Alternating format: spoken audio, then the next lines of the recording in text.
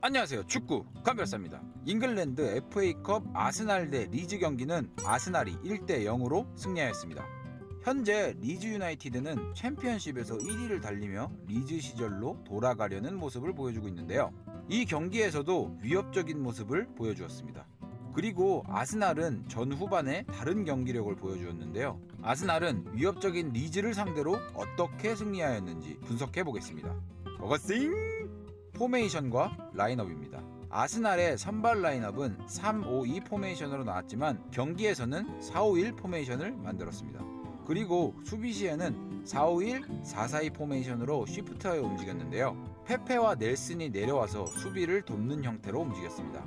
전반에는 포백 라인을 그대로 가동하며 귀행두지를 수비적으로 내리고 자카를 한 칸 올려서 플레이하였지만 후반전에는 콜라시나츠와 소크라티스를 인버티드 풀백으로 올리고 귀행두지를 박스 투 박스로 뛰게 하면서 자카를 후방에 배치하는 모습을 보여주었습니다.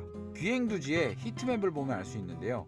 공수간의 넓은 범위로 뛴 것을 알 수 있네요. 리즈의 선발 라인업은 4-1-4-1 포메이션으로 나왔고 공격 시에는 수비형 미드필더 1명을 중앙에 배치하고 양쪽 측면 사이드를 올려서 공격에 참가시켰습니다.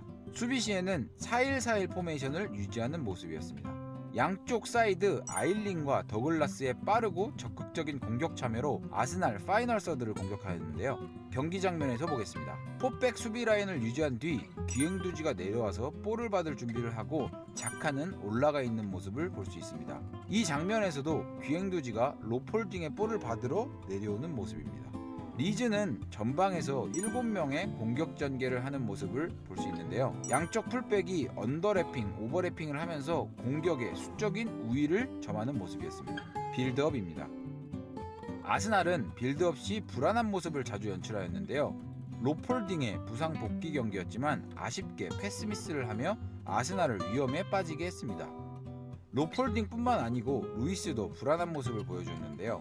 로폴딩이 전방에 패스할 곳을 찾지만 마땅히 찾지 못하고 자카에게 패스를 합니다. 예상하지 못한 자카는 반응을 못하고 클리치에게 커트를 당해 위험한 장면을 연출하는데요. 전 장면을 다시 보면 자카가 사이드로 패스하라는 손짓을 하고 소크라티스마저 자신에게 달라고 손을 듭니다.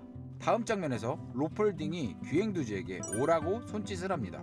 하지만 귀행두지에게 패스를 주지 않고 전방에서 내려오는 외질에게 주는데 패스가 정확하지 않아 몸싸움을 하고 넘어지면서 소크라티스에게 연결합니다. 이 볼을 연결하는 외질도 대단하네요. 이번엔 루이스가 빌드업을 하려고 사이드로 롱패스를 합니다. 하지만 어이없이 볼이 짧아 알리오스키에게 차단되었고 위험한 장면을 연출합니다. 왜 아스날은 빌드업을 할 때 위험한 모습을 보여줬을까요? 정답은 바로 리즈의 맨마킹입니다. 다시 한번 보겠습니다. 로폴딩이 패스를 하려고 할 때 귀행두지, 자카, 외질 모두 리즈 선수들에게 맨투맨으로 잡혀있는 모습입니다. 이 장면에서도 귀행두지, 루이스를 맨마킹하고 있고 소크라티스는 커버 섀도우를 형성하고 있습니다. 루이스가 패스할 때도 마찬가지로 맨마킹이 되어 있는 상태였습니다. 그리고 맨마킹뿐만 아니고 전방 압박도 동시에 들어갔는데요. 맨마킹과 전방 압박을 동시에 진행하면서 패스 미스와 롱킥을 유도한 것입니다. 홀딩이 볼을 잡고 있지만 리즈 선수들은 전방에서 맨마킹을 하면서 모든 패스를 차단했습니다. 홀딩은 여기서 두 가지 선택지가 있는데요. 전방으로 롱킥을 하거나 마르티네즈에게 패스를 주는 것이죠. 마르티네즈에게 패스를 준다면 리즈는 다시 한번 압박을 할 것이고 마르티네즈는 킥을 할 수밖에 없을 것입니다. 홀딩은 마르티네즈에게 패스를 했고 전방으로 킥을 해버립니다. 이 장면에서도 높은 지역까지 올라와서 맨마킹을 하는 모습인데요. 하프라인 앞쪽에서 모든 아스날 선수들을 맨마킹하고 있습니다. 라카제트는 어쩔 수 없이 백패스를 하네요. 아스날은 슈팅 3개, 점유율 36.7%로 전반을 마칩니다. 라커룸입니다. 아스날은 라커룸을 들어갔다 와서 다른 팀으로 바뀐 모습이었는데요. 어떤 모습이 바뀌었을까요? 첫 번째, 전방 압박입니다. 외질, 귀행두지, 넬슨, 콜라시나츠 모두 강하게 압박하여 볼을 나오지 못하게 합니다. 다음 장면에서는 사이드로 볼을 전개하려는 리즈를 넬슨, 콜라시나츠가 강하게 압박합니다. 물론 수비 라인도 끌어올렸죠.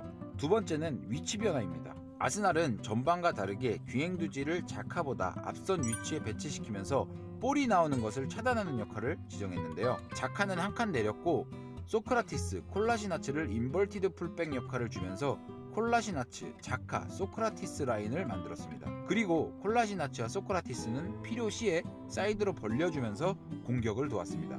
세 번째는 샤우팅입니다. 라카제트는 하프타임이 끝나고 아르테타 감독이 샤우팅을 하면서 진심으로 화를 냈다고 말했습니다. 역시 정신 못 차릴 때는 샤우팅이 답인 것 같습니다. 이렇게 세 가지를 바꾸면서 후반전에는 완전히 다른 팀이 되었습니다. 공격입니다. 왜 전후반에 공격에 차이가 있을까요?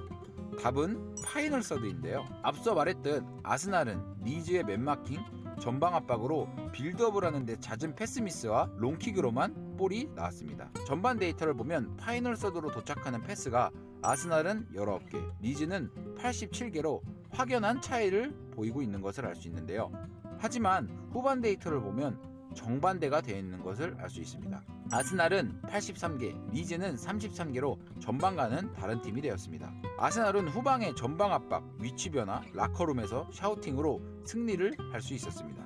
리즈에게 일방적으로 밀리다가 몇 가지 포인트로 승리를 이끈 아르테타 감독은 FA컵 32강에 진출했습니다. 그리고 리즈는 과거의 리즈 시절을 다시 볼 수 있을까요? 오늘 아스날 대 리즈 경기 분석은 여기까지고요. 시청해주셔서 감사드립니다.